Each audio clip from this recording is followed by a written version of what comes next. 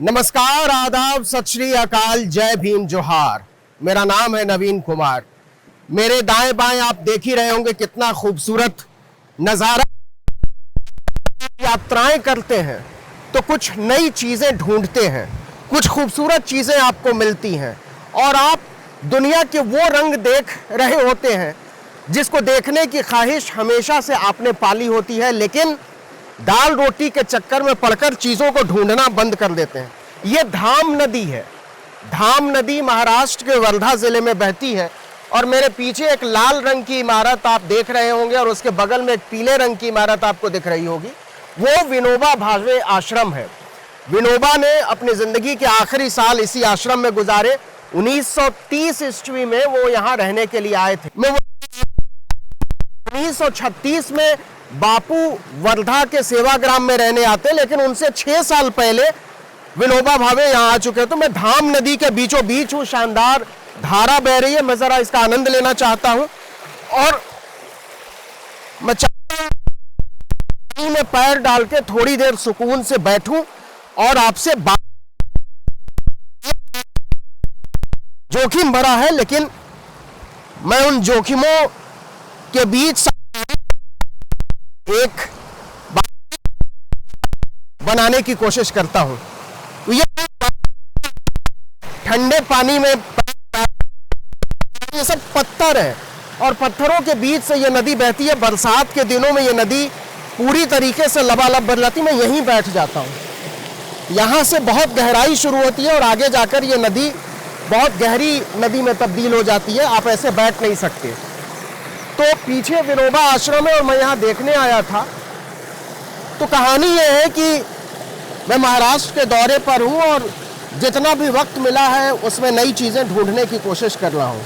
तो धाम नदी के किनारे जब विनोबा ने यह आश्रम बनाया था, या कहें कि उन्होंने इसे अपना आश्रम बनाने के लिए चुना था, तब यहाँ सिर्फ जंगल हुआ करता था।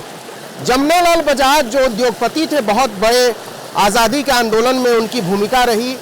गांधी और नेहरू के मददगार के तौर पर उनको याद किया जाता है। तो जमनालाल बजाज चाहते थे कि गांधी साबरमती का आश्रम छोड़कर और वर्धा आए। साबरमती के आश्रम में उन्हें स्वास्थ्य को लेकर कुछ दिक्कतें होने लगी थी, तो लेकिन गांधी ने मना कर दिया। तो जमनालाल बजाज ने कहा कि आप किसी और को भेजिए। तो गांधी ने कहा कि आप विनोबा भावे को ले जाएं, और विनोबा भावे ने यहाँ पहला दौरा किया, यहाँ की कई जगहों पर रहे। जमनालाल बजाज ने उनको यहाँ पर ज़मीन दी और उसके बाद आश्रम का काम शुरू हुआ। और आश्रम बहुत कमाल का आश्रम है। पूरा आश्रम जो है वो श्रमदान से बना है। मतलब यहाँ पर किसी ने पैसे से कोई मदद नहीं की है। जिसको भी मदद करनी हो वो श्रम से मदद करे। तो अब मैं सोचता हूँ कि जब आज ये जगह इतनी खूबसूरत है तो उस समय कितनी खूबसूरत रही होगी। ये शानदार बहती हुई नदी, हालांकि अब पानी इसका थोड़ा थोड़ा गंदा है, लेकिन मुझे यकीन है कि 1930 में जब ये बहती होगी तो ये पानी ज़रूर लगभग पीने के लायक तो रहता होगा। तो कुल मिलाकर ये मज़ेदार जगह है। मैं विनोबा आश्रम जाने वाला हूँ और वहाँ देखने वाला हूँ कि क्या है वहाँ, क्यों इतिहास के पन्नों में हम उन पुरुषों को, उन विभूतियों को, उन देश को गढ़ा है जिन्होंने किसी न किसी तरीके से हमारे विचारों को प्रभावित किया है। तो मेरा तो मन कर रहा है कि मैं बहुत देर तक बैठूं, और मुझे अफसोस है कि मेरे पास इस वक्त चाय नहीं है। धाम नदी के किनारे की धाराओं के बीचों बीच बैठकर चाय पीने का मज़ा ही कुछ और होगा। लेकिन मेरे पीछे मुझे दिखाई दे रहा है कि चाय की एक टपरी है, तो मैं वहाँ जाऊँगा और चाय पीऊँगा और उसके बाद मैं जाऊँगा विनोबा आश्रम।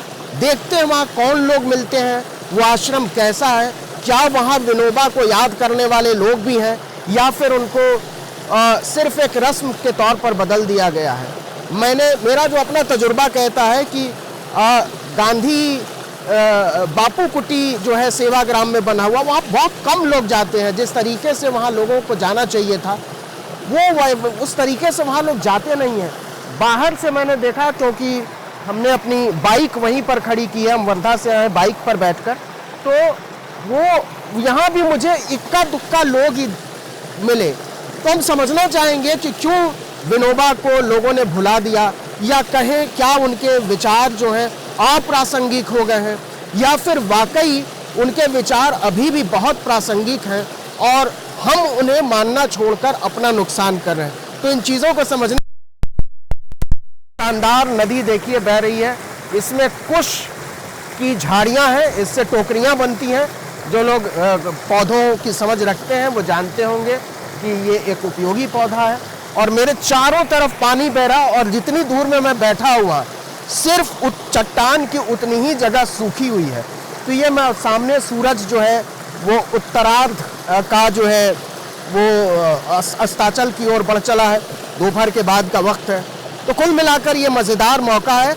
और अब हम चलेंगे विनोबा भावे आश्रम को देखने। देखिए क्या होता है वहाँ, क्या मिलता है, क्या पता चलता है, या फिर मायूसी हाथ लगती है। इन चीज़ों को समझना आज के हालात में बहुत ज़रूरी है। लेकिन मैं खड़े होकर आपको दिखाना चाहता हूँ कि ये देखिए इस तरफ जो है ये पूरा सूखा, ये नदी सूखी हुई है, और नदी के बीचों बीच ये पैदल आने का रास्ता बना हुआ है आधी दूर तक। इसका मतलब ये है कि जब बरसात में यहाँ पर पानी आता होगा तो मैं ज़रा इसमें घुसने की कोशिश करता हूँ। हालांकि फिसलन हो सकती है लेकिन उतनी ज़्यादा नहीं है, मैं पैर रोक पा रहा हूँ। और ये जो जगह, ये देखिए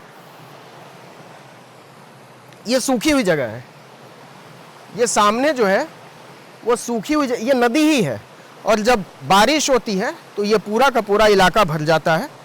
और ये कुछ स्मारक है जिस पर कुछ लिखा नहीं है, लेकिन एक कलश है। तो मैं मानकर चल रहा हूँ कि विनोबा से जुड़ी हुई कोई स्मृति होगी, या विश्व शांति स्तूप जैसी कोई चीज़ बनाई गई होगी। यहाँ झरने की शक्ल लेती है धाम नदी। यहाँ ये क्या कमाल की जगह है, शानदार। अब मुझे डर लग रहा है और मैं नहीं जाना चाहता अंदर, लेकिन बावजूद इसके एक बार मैं पैर डालकर ज़रूर देखूंगा कि ये कितना है।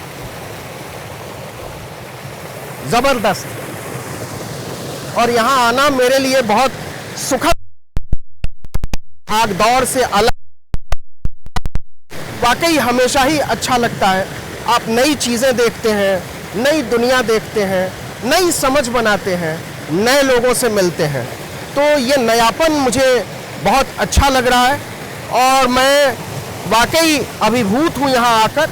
और मैं सोचने की कोशिश कर रहा हूँ कि मुझे अगला मौका कब मिलेगा ऐसी जगह में आने का, ताकि मैं इन चीज़ों को, इस प्रकृति को, इस नज़ारे को महसूस कर सकूं। ये देखिए कितनी शानदार, शायद आप आवाज़ भी सुन पा रहे हो, इसलिए मैं पास आया हूँ कि आप इसकी आवाज़ सुन पाएँ और महसूस कर पाएँ इसके प्यारेपन को। तो चलिए विनोबा आश्रम देखते हैं, वहाँ क्या मिलता है। नमस्कार।